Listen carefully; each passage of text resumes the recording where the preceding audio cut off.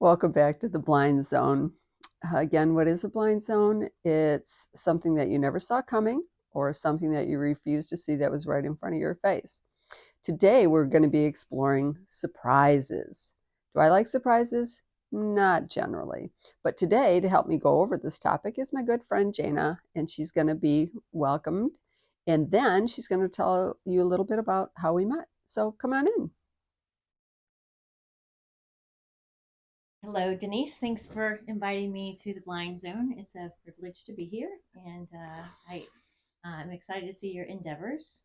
Um, Denise and I met through our LDG group this, I guess, March of 2022, and got to know each other through that community, and come to have a real appreciation for her insights and humor, and have enjoyed getting to know you, and excited to see where Blind Zone takes you. Thanks, I appreciate that. Now, for those of us, LDG is the Leaders Development Group through our church, and in fact, I can honestly say that everybody that has appeared on the Blind Zone has been a product of the church. So, thankfully, our church is huge, so I don't think I'll run out of people to interview. So that's a good thing. So, anyway, thanks for coming along for this. And surprises again. I've had them work out poorly and I've had them work out relatively well. How do you feel about surprises? I'm probably like most people. I love a good surprise. You don't like a bad surprise. What? I would tend to say as someone who likes to be in control, surprises probably are not uh, truly my love language. But there are some that truly make life special. As a person who likes control, I would say most people were surprised that I did not find out the gender of either of my children because I wanted that surprise. After everything you go through for however many months that is, That's I right. I did want that surprise. And see, that's very rare in today's day and age because now you'd have to have one of those crazy parties, reveal parties and stuff. And yeah, I needed something to look forward to at the end of all of that.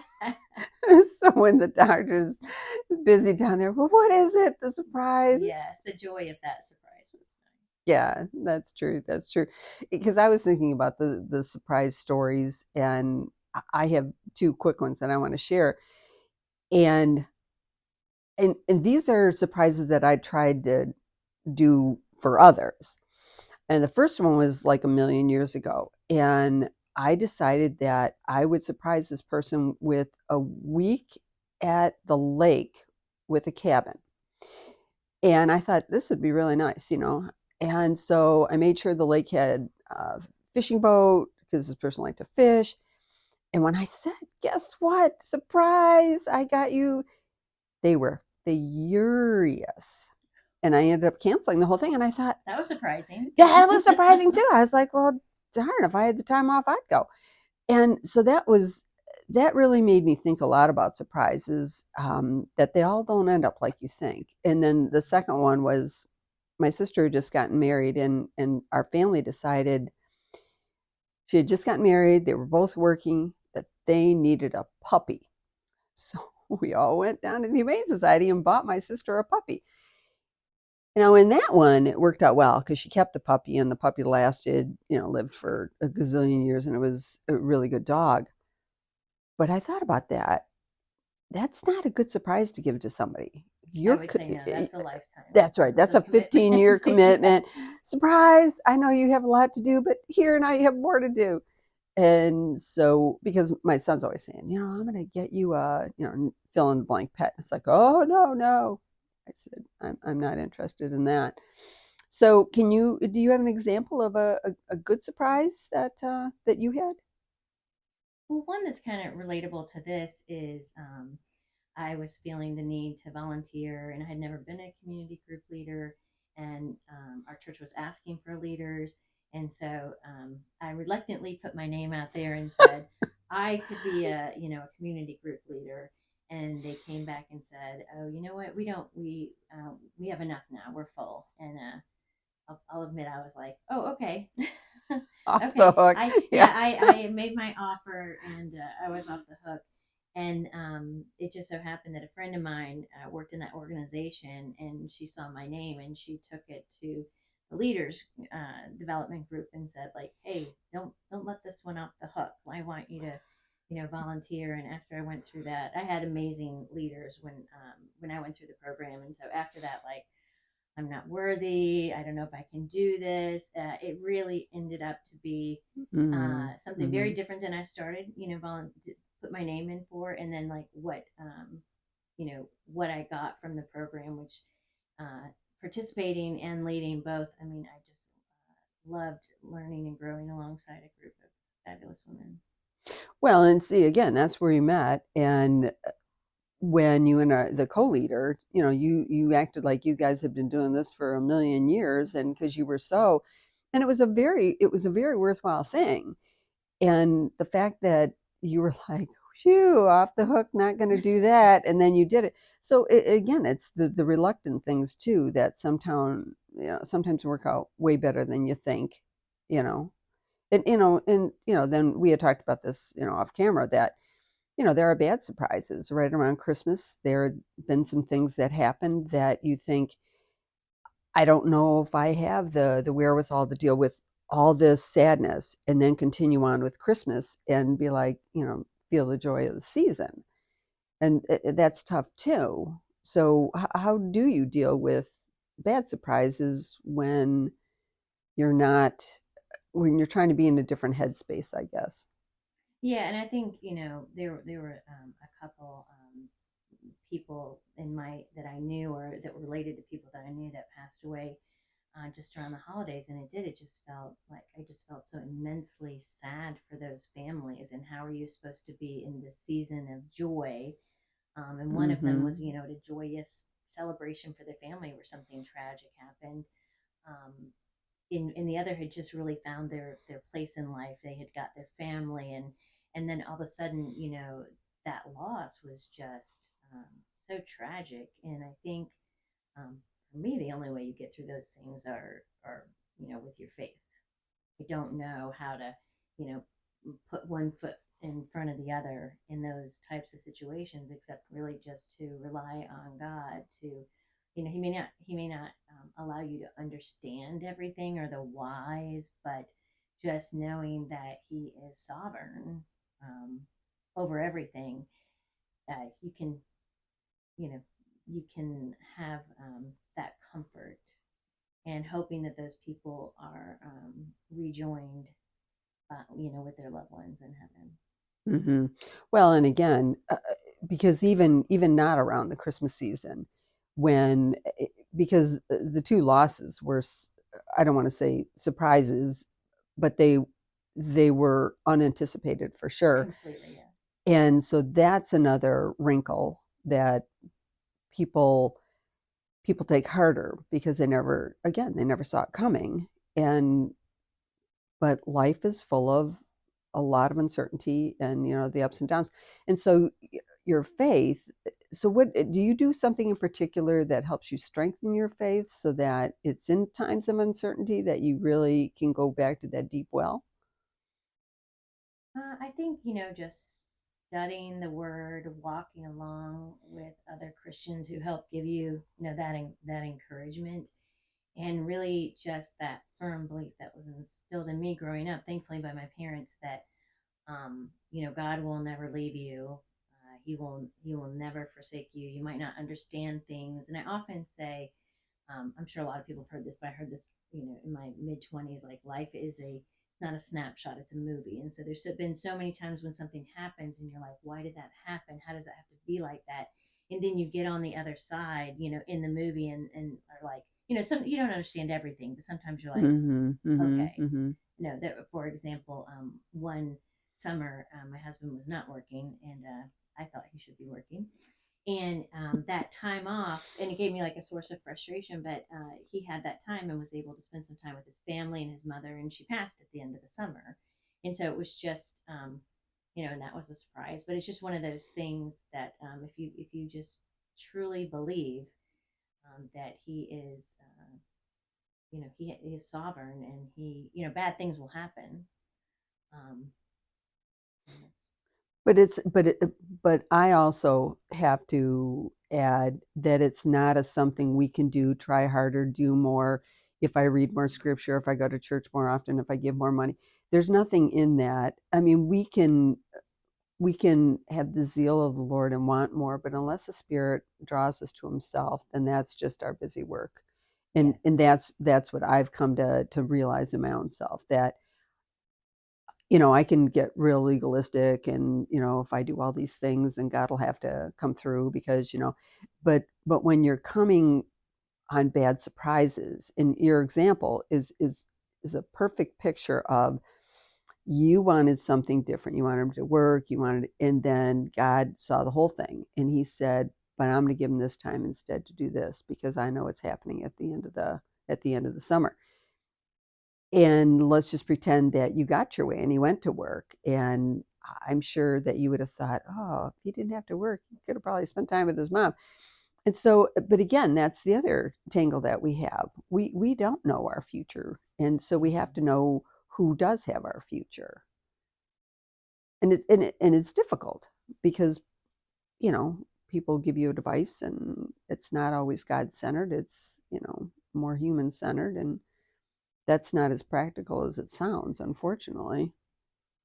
Exactly. And I think, like you said, no level of like learning or going to church every Sunday. I think it's really, especially when you're kind of brought to your knees, is really when you have to rely on that faith. Well, and I had, through the church that we go to, I've been a small group facilitator for a long time. In fact, in the first Blind Zone episode, that's what I said. I'm a small group leader, blah blah.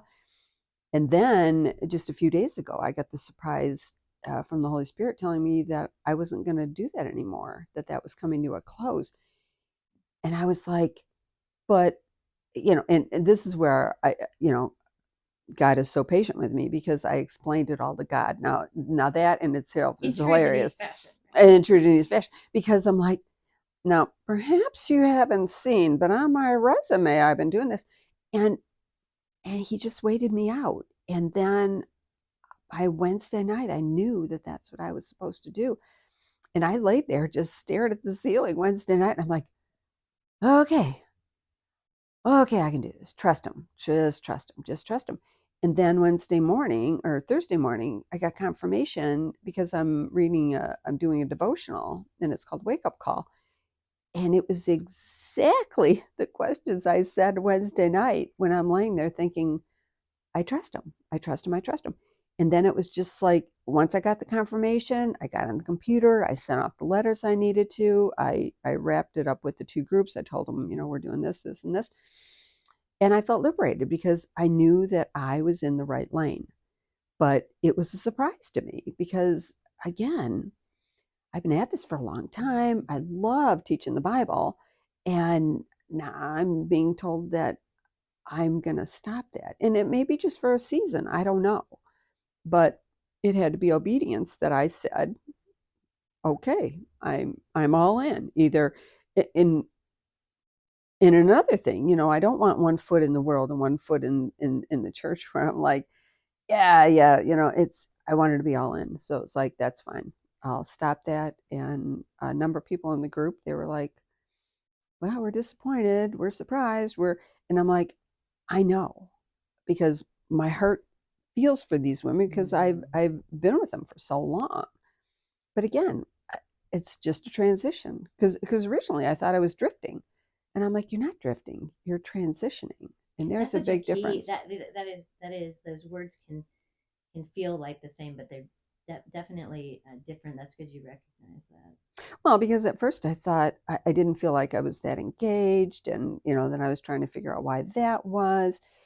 And then when I realized it wasn't that I was drifting, I was transitioning, then I had to stop and think. Now, transition times can be dicey. You really need to get your game on here.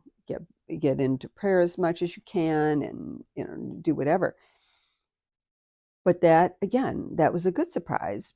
But and the other good surprise I guess I was thinking about that, just in the worldly level. My husband, when I graduated, he had a surprise graduation party for me. at a restaurant, and that was real fun. I mean, I never saw that coming because if you knew my husband, that is not like him at all. And that was great fun. And so again, surprises can be good, surprises can be bad, but when it's relatable to other people, if you don't really engage your faith in that, I think that also shows people that maybe that are struggling more, that they can have some shared hope, I would think. And I do think that's where, having that faith gives you that hope versus sometimes like, why is this happening to me? And I feel like that you can, when I feel the spirit tugging at me, it's usually something I don't want to do. And you're like, I'm not sure I heard that, or so it's Yeah, good that yeah. you clearly hear and are obedient. Well, but and it was real funny because in the group I was in, we were studying the book by Priscilla Shirer, Discerning the Voice of God. And the first chapter is listening. And I said to my group, let's speed this along. We're going to combine chapter 1. And I thought, so I didn't want to listen, like, get on with it. We got things to do. And so the last 2 chapters were on obedience, and the final chapter was on, engaging, exploring, being exhilarated. Like, that was just, the Holy Spirit was funny. I was like, that is, you make me teach this lesson, then you make me learn this lesson, and then you surprise me by stopping me teaching. The whole thing is just a miracle to me. I just, I'm still mesmerized, and I'm just flabbergasted by the whole thing.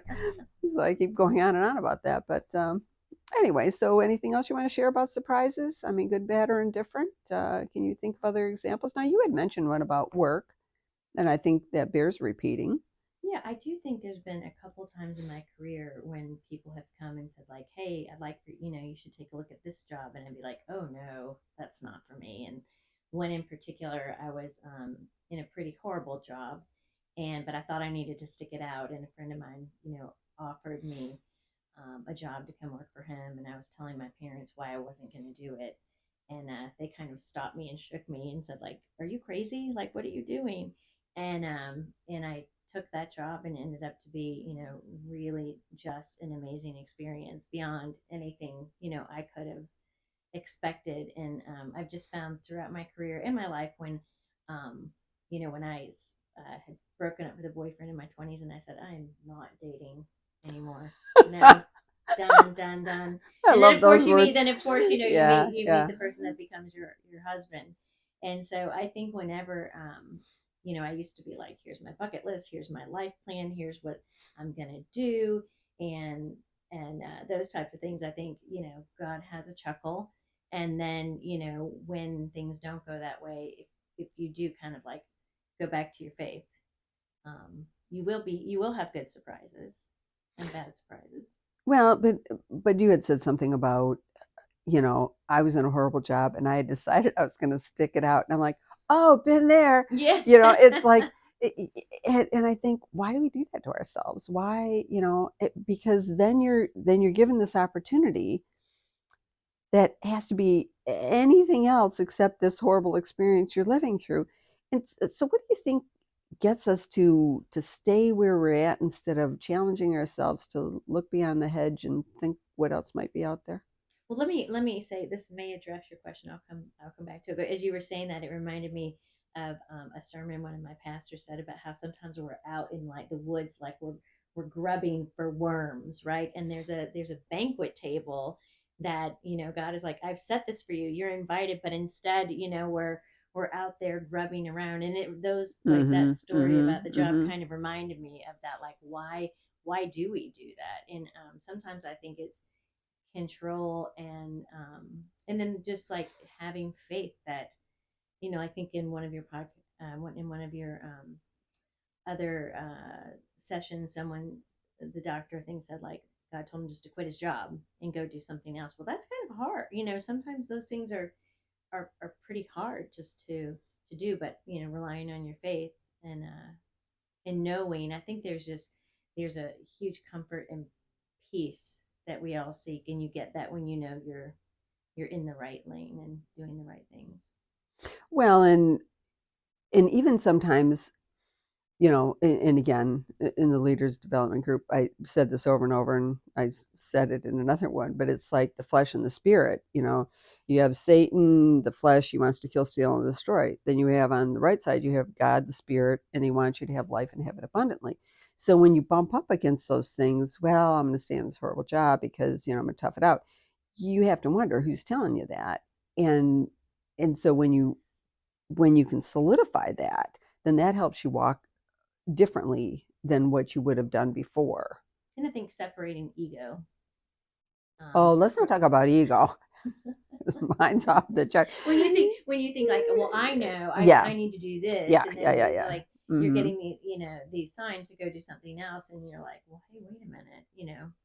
Well, true, because our pride is certainly helps us swallow up a lot of good things, when if we would have just saw it for what it was, the surprise that, and this is the other thing, God gives us good surprises too. And I'm sure he's really, I don't know, deflated when we wave him off. I know that you wanted something really good for me, but I'm going to stick here with this crummy job that's really horrible. And and then he whispered in your parents' ear, slap her, make her shape up.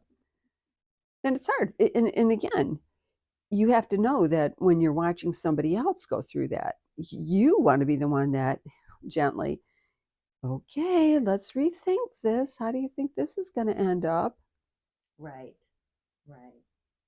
So do you have wise counsel for people when you watch them do that, or do you just let them go over the edge?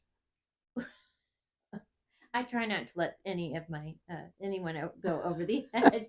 And I think just sharing your past experiences and just helping them. Sometimes you just get like in this tunnel vision, and we get distracted, discouraged, and you do need someone to kind of I would say like God gives you like a little tap, a little nudge, and then a 2x4 over the head. So just helping people get outside of that, and really show how your faith has helped you through those things. Well, I know I said this often too. Having, if somebody would have come along in my youth and put their arm around me and said, "Oh, I know what you're going through here. Let me walk with you on that," my life would have been radically different. And so I try to do that for other people. But again, this more than anybody, but I can be obnoxious and pushy and demanding, and so I've tried to temper that. But sometimes I see things clearly, and I want them to see for themselves clearly. And that was part of the, when I left, thinking about leaving the two groups, I thought, well, now I'm not, and I was like, it wasn't your responsibility with them anyway. This is all God's timing, God's plan, and it's the Spirit's job.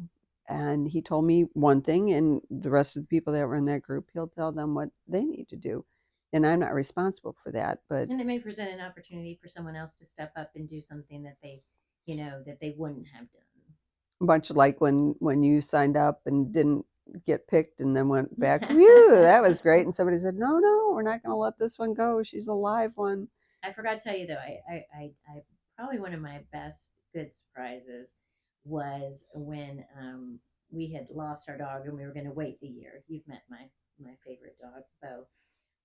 And so we were not getting a dog. We were about to put our house up on the market, and our next door neighbors had just gotten a puppy, and we were all like, "Oh, we love this puppy. This is the best puppy." And they said, "Oh, well, they're not going to have any more litters, for a long time." And we're like, "Okay." And then the next day was Easter morning, and we were driving to church, and my next door neighbors called and said, like, "Oh, hey, guess what? To pick up the litter, they're the people that were going to get him are moving, and he's available now." And my husband looked at me and said, "Oh no, no, no, we're about to put our house up for sale." And I was like, "No, but I think this is our destiny dog. I think because it's Easter Sunday and this dog just became available, Bo is our destiny dog." And you know what? He would even say now that he's glad he made it. At the time, he wasn't glad, and whenever he hears destiny, he knows it's going to be a tough one. But anyway, I would say Bo has been one of my great surprises. So why didn't you name him Destiny then? Sounds like a perfect. We had to have a family vote. That's So hilarious yeah, too. yeah. Yeah. Well, and again, surprises, they come in all packages, and they come from the world side, they come from the spirit side, they come, and it's just when, like you said, when you're standing with your feet firmly on your faith, that whatever happens your way, because I keep thinking about, the Bible says, in this life you're going to have many troubles. Hmm. And I wish it didn't say that. Some of you are going to get it, some of you aren't. So I think about the surprises, and I think that, with the faithfulness of God, all the surprises He gives us is certainly something we can all handle, because it's not us handling it; it's the Spirit handling it through us. So, is there anything you want to add about surprises before we conclude? Well, and you just said that. I would say I imagine the best surprise was 3 days later. Oh yeah, After Jesus was crucified, that he surprised his friends. And even though he may have told them they would see them again, I think that was probably yeah. that's epic, an Well, epic surprise. yeah, and you're absolutely right. That's the best surprise ever. And because He did that, we then trust that what else He said is true. And so even when the bad surprises in life happen, we can stand on the fact that He said, like you said, I will never leave you nor forsake you. That's a real good place to conclude. So again, we all thank Jana for coming, and we will see you next time on the Blind Zone.